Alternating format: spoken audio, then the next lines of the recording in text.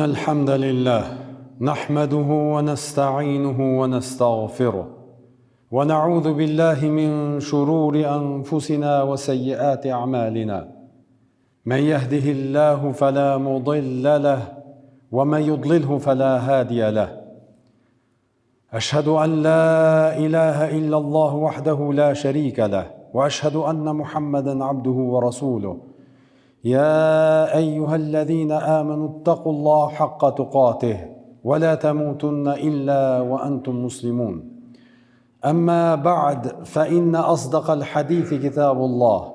وخير الهدي هدي النبي صلى الله عليه وسلم وشر الأمور محدثاتها وكل محدثة بدعة وكل بدعة ضلالة وكل ضلالة في النار. Lavdrimet më të sinqerta i takojnë vetëm Allahut të Madhërisëm. Vetëm atë falenderojmë dhe vetëm prej tij ndihmë e falë kërkojmë. Atë që udhëzon Allahu i plot fuqishëm s'ka askush mund ta humbë, dhe atë që Allahu i madhruar e devion s'ka askush mund ta drejtojë në rrugën e drejtë. Dëshmoj e deklaroj se nuk ka asnjë Zot që meriton të adhurohet me të drejtë, përveç Allahut, i cili është një i vetëm, nuk ka ortak. Dhe dëshmoj e deklaroj se Muhamedi sallallahu alaihi wasallam ishte i dërguar i tij i fundit, i cili na përcolli këtë shpallje, Kur'anin famlar. Salavatet dhe selamet, lavdërimi dhe paqja qofshin mbi të, familjen e tij, shokët e tij dhe mbi të gjithë ata besimtar musliman që pasojnë rrugën e tij dhe udhëzohen me sunetin e tij deri në ditën e gjykimit. Të nderuar vëllezër besimtarë, jemi në ditët e fundit të muajit Dhulhijja. Muaji Dhulhijja është muaji i 12 sipas kalendarit hënor. Pas kësaj pason muaji i parë, që është muaji Muharram, dhe fillon viti i ri i muslimanëve. Me ardhjen e këtij muaji, pra muajit Muharram, që gjithashtu është një muaj më i veçantë tek muslimanët, nuk ndryshon vetëm kalendari, apo vetëm vitit, për arsye se tash do të kalojmë në vitin 1448, por gjithashtu muslimanët kujtojnë edhe një ngjarje të jashtëzakonshme, një ngjarje madhështore që njihet në histori islame, hijreti Muhamedit sallallahu alaihi wasallam nga Mekkeja në Medinë. Prandaj edhe kjo datë apo fillimi i vitit të ri të muslimanëve fillon me këtë ngjarje, me ngjarjen e emigrimit të Muhamedit sallallahu alaihi wasallam dhe të muslimanëve mekazve prej Mekës në Medinë. Prandaj është interesante se kur në kohën e khilafetit të Omerit radhiyallahu ta'ala anhu, kur shteti musliman u zgjerua, khilafeti u zgjerua dhe shumë qytete dhe vende të ndryshme u futën në kuadër të khilafetit të Omerit radhiyallahu ta'ala anhu, lajmërimet apo ato shkrimet të cilat i bënte udhëhesi muslimanëve Omeri radhiyallahu ta'ala anhu dhe i dërgonte në seli të ndryshme, në qytete të ndryshme, që atëherë udhëtimi zhvillohej me kuaj ose me deve dhe merrte kohë me ditë e me javë, e ndoshta edhe muaj derisa të arrinte korrieri apo lajmtari për me dërgu një urdhër të udhëhesit të muslimanëve. Prandaj edhe nuk dihej kur arrinte për shembull prej Medinës në Egjipt ose në Damask apo ndonjë vend, lajmtari nuk dihej qartë kur është nis ky lajmtar, edhe ka pas raste kur njëri korrier të arrinte para tjetrit. Prandaj edhe këtu u ngrit nevoja që të evidentohen edhe shkrimet zyrtare, edhe evidentimi i kohëve nëpërmjet një llogarie kohore. Prandaj edhe muslimanët së bashku, sahabët e nderuar që ishin gjallë në atë kohë, u ulën edhe u dakordun se si do të jetë evidentimi i këtyre datave edhe historive të ndryshme. Prandaj nuk e caktun datë fillimi as lindjen e pejgamberit sallallahu alaihi wasallam, as betejën e Bedrit që ishte një ngjarje jashtëzakonshme, as hirimin e Mekës apo ndonjë ngjarje tjetër, por e caktun që të jetë datë e fillimit të evidentimit të historisë edhe datave edhe viteve në përgjithësi, të jetë mu kjo ngjarja e hijretit, migrimit të Muhamedit sallallahu alaihi wasallam edhe muslimanëve Mekas prej Mekës në Medinë. dhe nga kjo datë apo nga kjo kohë është fillu të evidentohen ngjarjet dhe nga ajo ngjarje kemi deri tani 1448 vite. Pra tash do të futemi në vitin 1448. Prandaj thash edhe pak më herët, ky evidentim apo kjo ndarje apo ky ndryshim i datave tek muslimanët nuk nënkupton vetëm ndrrim të kohës apo ndrrim të vitit, por na kujton edhe këtë ngjarje madhështore që ka ndodhur tek muslimanët për arsye se hijreti, vëllezër të nderuar, ishte një pikë kthese për muslimanët. Pse kështu? Për arsye se para kësaj ngjarje kanë qenë 13 vite të Muhamedit sallallahu alaihi wasallam që bëri davet në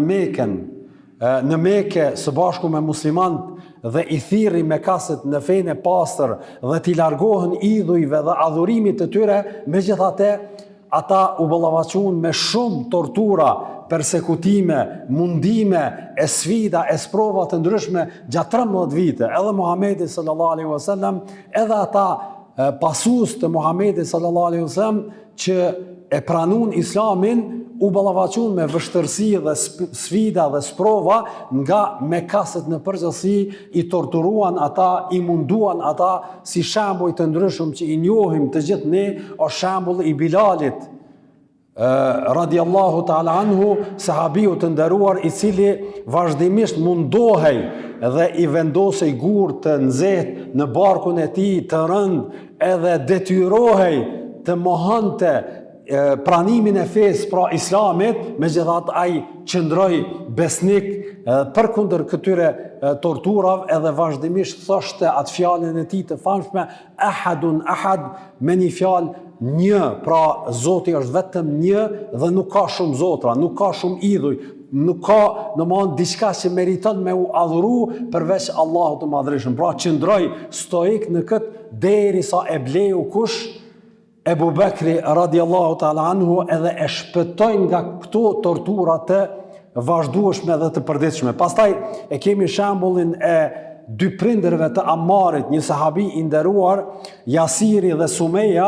të cilët pra nga persekutimet e Mekasve ata u nënshtruan domthonjë shumë dhunav edhe vështirësive, saqë të dy i ranë dhe konsiderohen dëshmorët e parë në islam. Dhe kështu kanë vazhdu torturat ndaj muslimanëve vazhdimisht derisa erdhi koha mas 13 viteve që të lëshojnë Mekën dhe të migrojnë në qytetin e Medinës. Dhe kjo në vetvete gjithashtu ishte sprovë, vëllezër të nderuar, për arsye se në këtë rast pra nuk ishte të bënte vetëm me ato pra vështirësi fizike, po gjithashtu kishte të bënte me atë se muslimanët pakt dhe të nënshtruar që ishin në Mekë u detyruan t'i lënë edhe pasuritë e tyre, edhe shtëpitë e tyre, edhe tokat e tyre, edhe tregtitë, bizneset e tyre, edhe çdo gjë që kanë pas në posedim t'i lajnë aty dhe të marrin rrugën e pra hijretit edhe të shkojnë në Medinën dhe t'i lajnë pra të gjitha ato të mira, t'i sakrifikojnë të gjitha ato dhe të shkojnë të shkojnë në Medinë për të qenë të lirë në praktikimin e fesë. Dhe kjo ngjarje vërtet, vëllezër të nderuar, ishte një nga ngjarjet që në të njëjtin kohë ka qenë sprovë për ta, për arsye se nuk ishte lehtë mi lanë të gjitha këto të mira, prandaj edhe vetë tregohet për Muhamedit sallallahu alaihi wasallam, i cili dolin nga Mekëja duke qenë i përndjekur, edhe synimi i Mekasve ishte ta vrisnin atë. Tregohet që kur ka dalë prej Mekës dhe ja ka kthy shpinën Mekës duke qenë në deve, e ka kthy shpinën ka Mekë edhe ka thënë pasha Allahun, oj Mekë, ti je vendi më i dashur për mua. E po të mos më nxirrnin populli yt me dhunë dhe me këto persekutime prej teje, nuk do ta lëshoja kurrë. Që me një fjalë vërtet ajo çfarë ka vepruar Muhamedi sallallahu alaihi wasallam, edhe muhaxhirët dhe mekasit musliman të tjerë në përgjithësi, ishte që u detyruan me lanë çdo gjë të vlefshme dhe mi ia kthy shpinën atyre gjërave, edhe me marrë rrugën e udhëtimit, jo për një jetë më të lumtur, jo për një jetë më të mirë, jo për një luks apo për një mundësi më të mirë, por vetëm për me qenë të lirë, me e praktiku edhe me qunë vend dinin, fen e Zotit Madhreshëm, me qenë të lirë, pra me e qunë vend me praktiku fen e Allahut Madhreshëm. Prandaj, edhe e shohim që vërtet sahabët, muhaxhirët, kanë sakrifiku gjërat e tyre më të shenjta, më të vlefshme që i kanë pas në këtë dynja për të arritur kënaqësinë e Zotit Madhreshëm. Unë për të kuptuar vetëm se çfarë vështirësie apo çfarë kanë lanë, po du me përmend vetëm një shembull nga të gjithë këta sahabë të cilët e kanë shu këtë vend, shembulli është i Suhejb er-Rumi. Suhejbi ka qenë kur ka dalë shumica, të gjithë pothuajse kur e kanë shu Mekën dhe kanë bërë hijretin, të gjithë kanë dalë fshehurazi, me grupe të vogla në mbrëmje, pa u vret nga dikush. Edhe Suhejbi kishte pasurinë Mekë, edhe e kishte pranuar Islamin dhe donte me dalë dhe me bërë hijretin, mirë po banorët e Mekës nuk e linin. Nuk e linin me lshu, edhe thonin se ti je në këtë vend, ke fitu pasuni në krahun tonë, për arsye se ai në fakt në një kohë ka qenë rob, pastaj ishte liruar nga robëria, edhe kishte punu dhe kishte arrit pasuri. Edhe i thonin që krejt këtu që ai ke mri është në asaj që ke qenë Mekë, edhe ne ta kemi leju, prandaj nuk e kanë leju me lshu Mekën, derisa një natë prej netëve të asaj kohe, fshehurazi ik prej Mekës edhe fillon udhëtimin në këmbë. Edhe i dalin, thuhet 20 kilometra parafërsisht prej Mekës, banorët, disa të rinj të Mekës, dhe ja zajnë pritën edhe i thonë të kemi zanë, edhe nuk do të lejojnë me shku, për arsye se ti je pasuria, çdo gjë që ke fitu është e jonja, prandaj edhe ti je jonë edhe nuk lejojnë me shku. Atëherë ky fillon me bën një lloj negocimi, me thonë kushtimisht, edhe thot mirë, nëse unë u ala këtë pasurinë teme, këtë që ka kam, a mleni të lirë, edhe këta joshën nga ato gjërat mira edhe pasuri që i kishte ky njeri, ka dhënë po, nëse na i lëm pasurinë, atëre të lajmë të lirë. Atëre ky ju thot, shkoni, edhe shkon ky së bashku me ta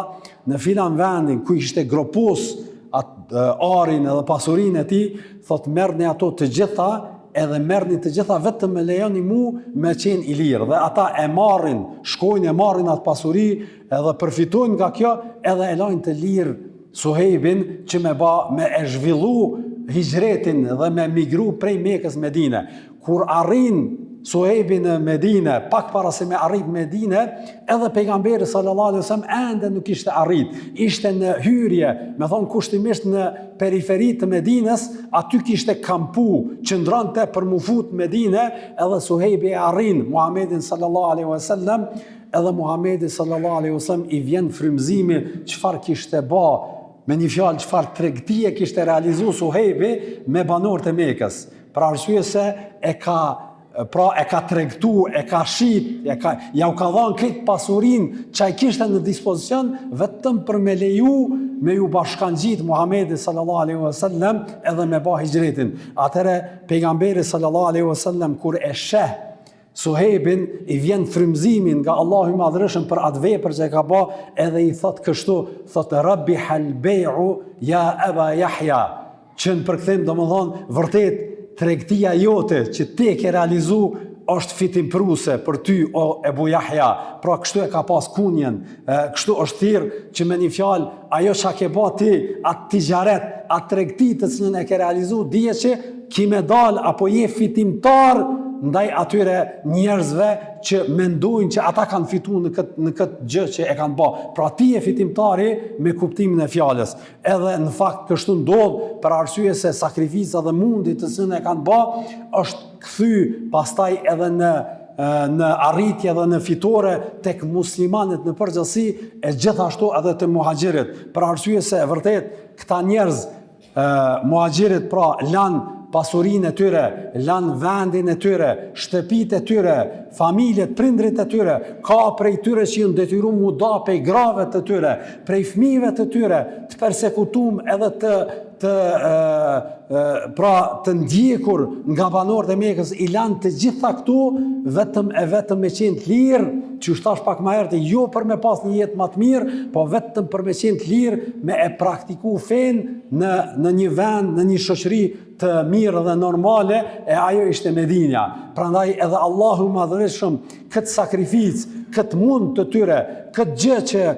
i kanë lanë pra gjërat më të shtrejta të tyre, Allahu Madhërisht u kompenzoi me një shoqëri, me një grup të njerëzve që janë njohur ensarët. Pra ensarët ishin banorët e Medinës, muslimanët e Medinës që i pritën muhaxhirët, pra që kanë ardhur edhe i hapën ata dyert e tyre, e ndanë pasurinë e tyre. Pejgamberi sallallahu alaihi wasallam vllazëroi në mes tyre edhe e gjetën atë ngrohtësi. Pra edhe pse kanë ardhur edhe në Medinë duke qenë duar thatë pa kur gjë, ata i pritën banorët e Medinës, ensarët, dhe u hapën dyert e tyre, edhe u ndihen të sigurt në shoqëri me ta, dhe kështu u mbushën zemrat e tyre me fitore dhe me arritje. Prandaj nga kjo ngjarje në përgjithësi kuptojmë, vëllezër të nderuar, se vërtet Allahu i Madhërisht ata njerëz që sakrifikuan pra të gjitha këto gjëra nuk i braktisi, por u kompenzoi atyre me gjëra shumë më të mira se sa që kanë lanë në vendin e tyre, edhe Allahu i Madhërisht i gëzoi me një shoqëri edhe me një arritje që e shohim pastaj ngjarje të cilat u zhvilluan pas kësaj, ishin të gjitha ngritje edhe arritje për musliman. Prandaj edhe është bë përzgjedhja e kësaj date që të jetë një fillim i ri për muslimanët, që në fakt ashtu edhe ka qenë. Pra historia që ka ndodhur 13 vite para hijretit dallon shumë nga ajo që ka ndodhur pastaj mas hijretit, për arsye se arritja muslimanëve në çdo ditë, në çdo vit, vetëm se ka qenë sukses edhe shkuarje përpara e asesi diçka ndryshe. Pra këtë e kuptojmë me një fjalë, mesazhi kryesor i krejt kësaj ngjarjeje është, vëllezër të nderuar, që vërtet ai njeri i cili sakrifikon dhe lën diçka që ndoshta në sytë e tij e shes që është e vlefshme kësaj dynjaje, mundet me qenë pasuri, mundet me qenë pozitë, mundet me qenë diçka tjetër, por e lën edhe thot këta po e la për hir të Zotit, edhe ai njeri le ta kuptoj dhe le ta di që të tillin Allahu i Madhërisht nuk do ta braktis kur, edhe nëse në situatat rrethanat e para mund dihet i lanën, apo mund dihet që është në sprovë edhe në vështërsi, fundi për të do të jetë nuk ka dyshim fitore edhe arritje. Lutim Allahun e Madhërisht që të na bëjnë nga ata të cilët vërtet marrim këtë mësim nga kjo ngjarje jashtëzakonshme, e Allahu i Madhërisht na bën nga ata të cilët vërtet jemi të gatshëm të sakrifikojmë gjëra të ndryshme në këtë jetë për me arrit kënaqësinë e Allahut të Madhërisht, edhe Allah na bëj prej atyre të pranuarve, edhe na i kompenzoj ato vështërsi me mirësi edhe fitore të ndryshme në këtë botë edhe në botën tjetër. Wa sallallahu ala nabina Muhammad wa ala alihi wa sahbihi ajma'in. Alhamdulillahi rabbil alamin wal aqibatu lil muttaqin wala udwana illa ala adh-dhalimin wassalatu wassalamu ala rasulina Muhammad wa ala alihi wa sahbihi ajma'in. A'udhu billahi as-sami'il 'alim minash shaitanir rajim. Inna Allaha ya'muru bil 'adli wal ihsani wa ita'i dhil qurba وينهى عن الفحشاء والمنكر والبغي يعظكم لعلكم تذكرون. أعوذ بالله السميع العليم من الشيطان الرجيم. إن الله يأمر بالعدل والإحسان وإيتاء ذي القربى وينهى عن الفحشاء والمنكر والبغي يعظكم لعلكم تذكرون.